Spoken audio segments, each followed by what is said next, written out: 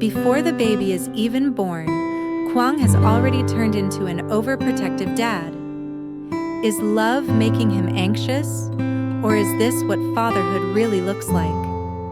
Hello everyone, I hope you're having a wonderful day. Today, we're going to explore a warm, funny, and heartfelt moment as Quang steps into fatherhood far earlier than expected. If you enjoy this story, don't forget to subscribe so you won't miss the next episodes. CEO Quang goes full dad mode too early. Morning light slipped gently through the curtains, soft and pale, like it was afraid to wake anyone too suddenly. The house was quiet in the kind of way that only early mornings know. No phone calls, no meetings, no rushing footsteps. Just calm. Linda stirred first. She shifted slightly in bed, one hand instinctively resting on her belly. It wasn't a sharp discomfort, just that familiar, mild heaviness that had become part of her mornings lately. She exhaled slowly, preparing to sit up. Before she could even move her legs off the bed, a voice whispered urgently from her side. "Linda, wait." She turned her head. Quang was already awake, eyes wide open, alert like he'd been on guard duty all night. "What?" she murmured, half asleep. "Don't get up so fast," he said, sitting upright immediately. "You should move slowly, carefully." She blinked at him. "Quang, I'm just sitting up." He reached out, placing one hand lightly near her back, the other hovering near her arm, as if she might suddenly tip over. Linda sighed, amused. "I've been waking up like this for weeks." "Yes, but today might be different," he said seriously. She raised an eyebrow. "Different how?" "I don't know," he replied. "That's exactly why we need to be careful." Linda laughed softly and swung her legs over the side of the bed anyway. Quang nearly jumped out of his skin. "Linda, I'm fine," she said, standing slowly just to humor him. "See? Still alive." Quang didn't look convinced. He followed her every step as she walked toward the bathroom, his eyes fixed on her like a personal bodyguard assigned to one very important mission. She paused at the door and turned back to him. "Are you coming in too?" He froze. "What?" "No, I'm just nearby." Linda smiled to herself as she closed the door. By the time she came out, Quang was already in the kitchen. He had never cooked much before, not because he couldn't, but because his life had always been structured, scheduled, efficient. Meals used to be something that happened between meetings. Now, the kitchen counter was a battlefield.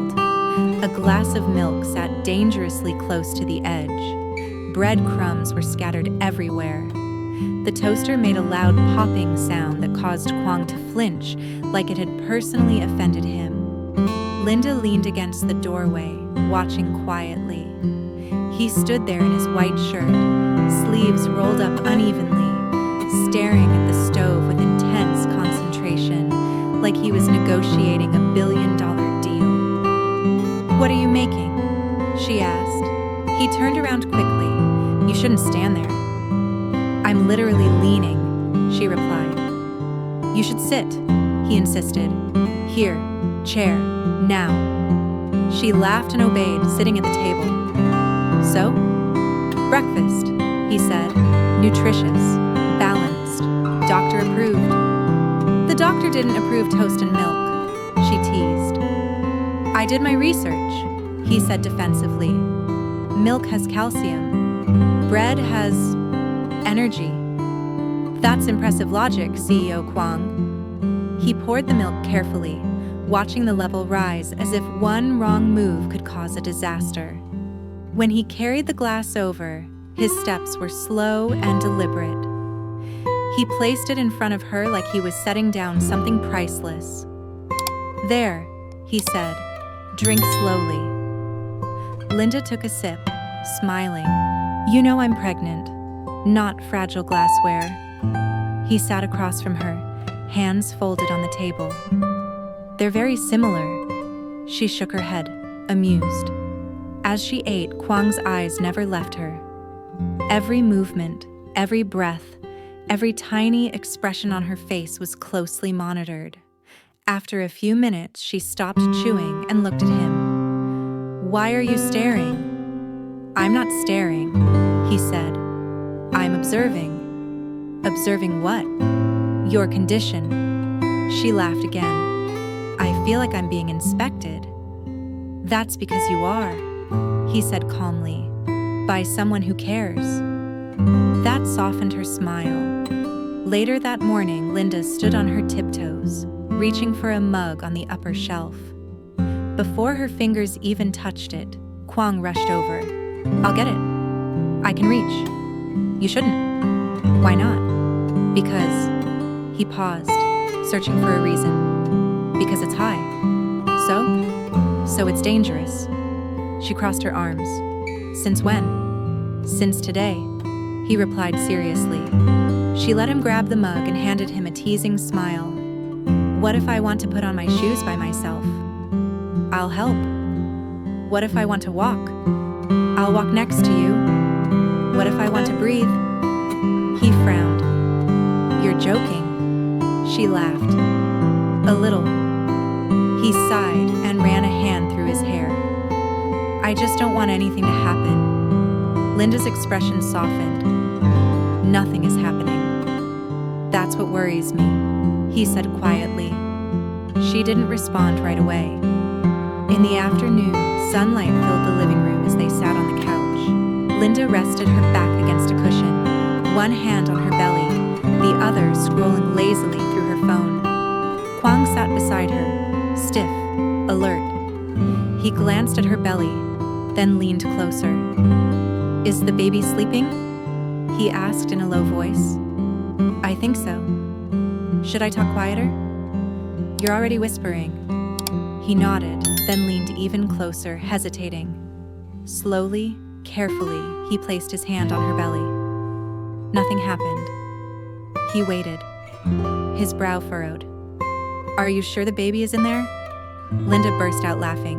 Quang, I know the baby is in there, he said quickly. I just expected something. Like what? I don't know, he said. A sign. She covered his hand with hers. Sometimes it's quiet.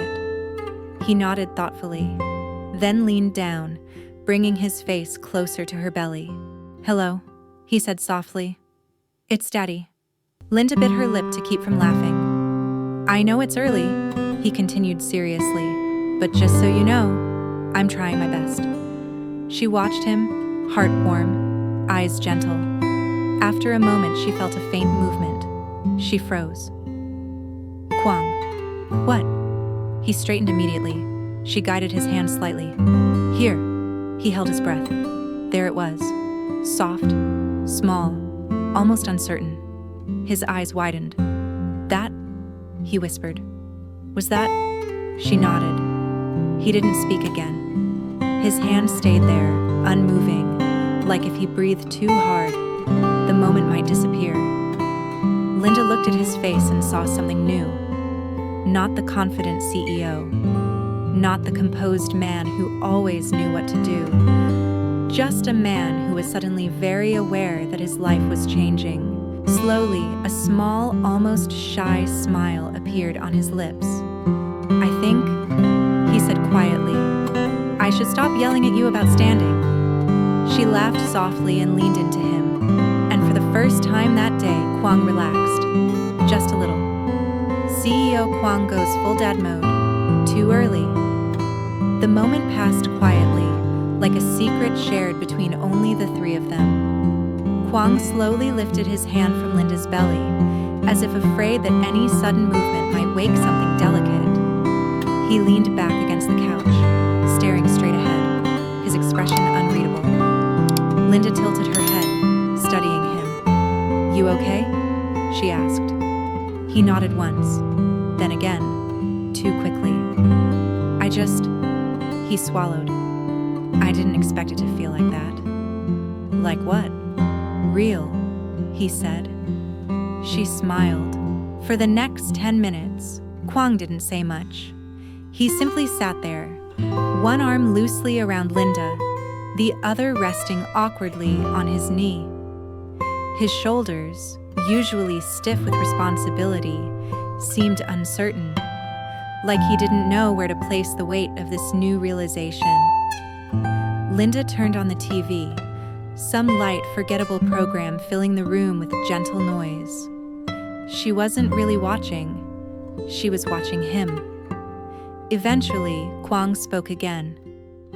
"Do you think the baby heard me?" Linda raised an eyebrow. "Heard you what?" "When I said I was trying my best." She laughed softly. "I'm sure the baby appreciates the effort." He nodded, serious. "Good." Later that afternoon, Linda stood up from the couch, stretching her back slightly. "I'm going to get some water," she said. Quang immediately stood as well. "I'll get it," she sighed. I know," he said quickly. "I just want to." She looked at him for a moment, then nodded. "Okay." He walked to the kitchen, filled a glass, and returned with the same careful steps as before. This time, though, he paused before handing it to her. "Are you sitting comfortably?" he asked. "Yes." "Feet supported?" "Yes." "Not dizzy?" "No." He finally gave her the glass. She took a sip and smiled. "You know, if you keep this up, the baby's first word might be careful." He frowned. "Is that bad?" She laughed. "Not necessarily." As she drank, he glanced at her belly again, then hesitated. "Does it move often?" he asked. "Sometimes," she replied. "Sometimes it's quiet." He nodded thoughtfully, as if memorizing the information.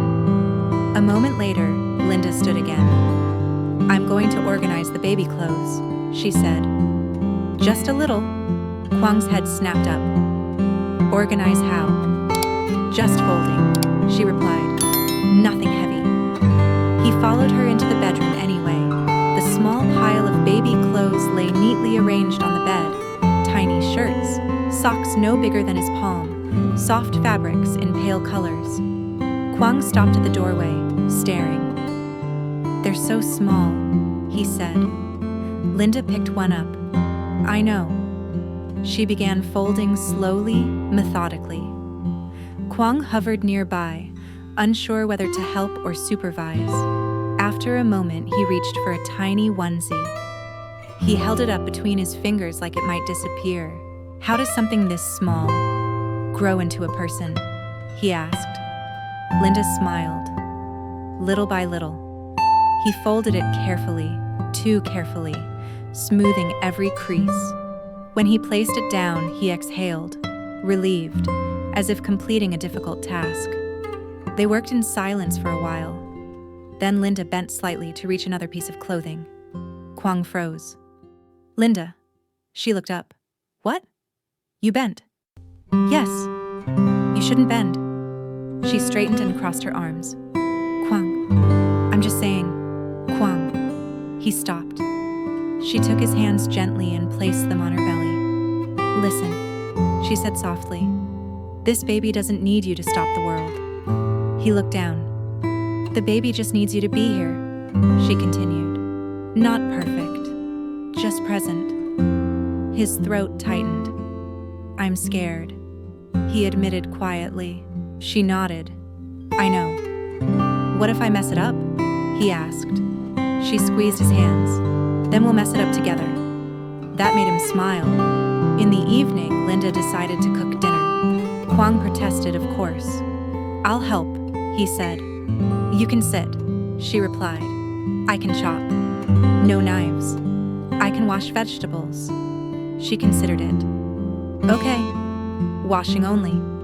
He stood at the sink, carefully rinsing each piece of produce like it was a medical procedure. Linda watched him from the stove, amused. "You're very focused," she noted. "This is important," he said. "Dinner?" "No." he replied. Practice. She laughed. Practice for what? For later. She didn't ask him to explain. When dinner was ready, they sat together at the table. The food was simple, homemade, imperfect. Quang ate quietly, then paused. Is this okay? He asked. Linda tasted another bite. It's good. For the baby? He clarified. She smiled warmly. Yes. He nodded, satisfied. After dinner, they moved back to the living room. The lights were dimmer now, softer. Linda leaned against the couch, tired but content. Quang sat beside her, closer than before. After a while, he leaned down toward her belly again. This time, Linda said, smiling, don't negotiate. He chuckled softly and rested his hand there. Hi, he whispered. It's me again. Nothing happened at first. He waited patiently. I just wanted to say... He paused, choosing his words carefully. You don't have to do anything today, or tomorrow, or anytime soon. Linda felt warmth spread through her chest.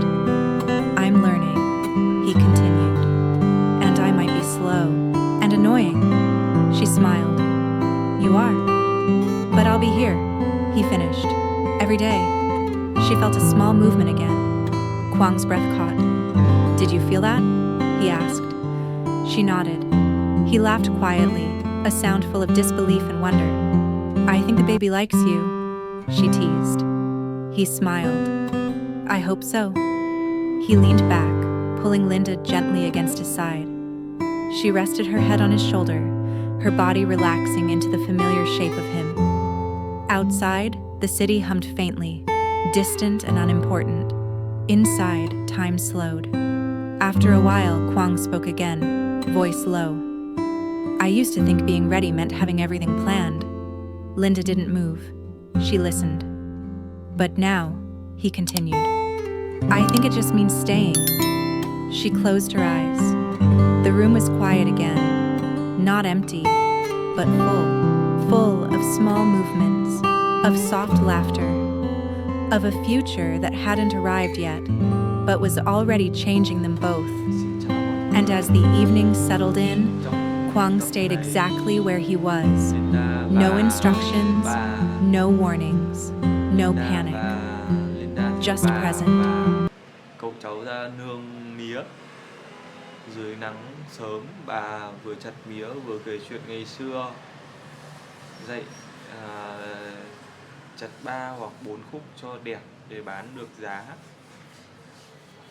Đồng mía cao dần, 45 đồng trở thành hy vọng cho phiên chợ. Một cây mía đổ bất ngờ khiến cả nhóm kêu, rồi cười xòa vì kịp đỡ nhau. Chiều xuống, Linda buồn bã vì con rúi của mình đã biến mất. Nghi có kẻ trộm rình quanh nhà. CEO Quang ghé đến lắng nghe và trấn an và tự sửa chiếc camera cũ trong kho, kéo dây lắp trước sân nhà để bảo vệ cô. Đêm đến, Linda nấu cơm nếp cẩm mời anh ở lại ăn. Hai người trò chuyện lòng ấm lại. Quang kể áp lực công ty, camera nháy sáng, bóng lạ thoáng qua, và không biết Linda có sống sót qua được đêm nay không. Mọi người nếu thấy video hay, hãy cho mình một like, một subscribe. Cảm ơn mọi người nhé.